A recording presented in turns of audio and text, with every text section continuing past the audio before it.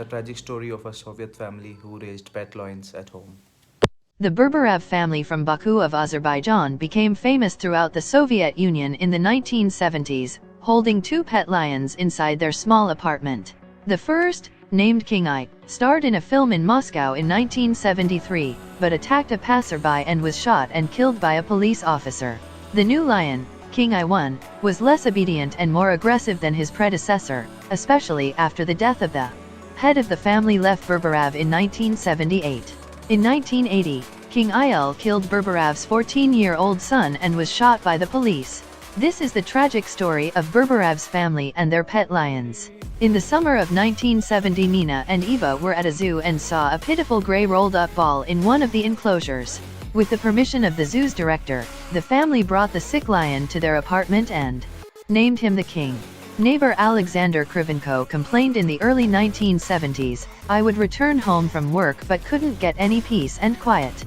I couldn't sleep either. The lion roared so loudly that the dishes rattled."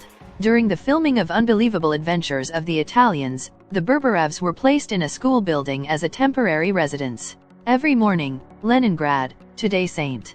Petersburg, police used loudspeakers to warn residents of nearby buildings not to approach the area because the school was inhabited by lions, but some people ignored the warning. Valentin Markov, a young man, was one of them.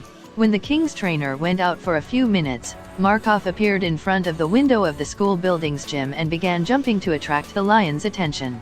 The king accepted it as an invitation to play. He approached the window, broke it, and made Markov fall down. A police lieutenant came there hearing Markov's cry and shot King many times. Thus, on July 24, 1973, the pet lion King was dead. "I was against the second lion, but my husband insisted on having a new lion in our family," said Nina Berbereva. They found the second lion cub from Kazan Zoo.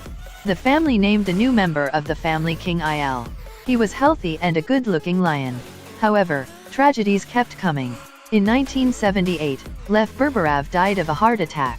After her husband's death, Nina Berbereva faced some financial problems to keep King I and wanted to return him back to the zoo, but she couldn't. On November 24, 1980, Nina Berbereva would remember that date as the most tragic day of her life.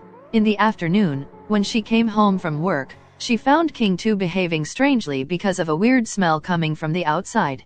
As soon as Nina entered the room, King Il attacked her. Roman jumped up and tried to run away, but King Il caught up with him in one bound and killed him on the spot. He tore his scalp off and broke his neck bone.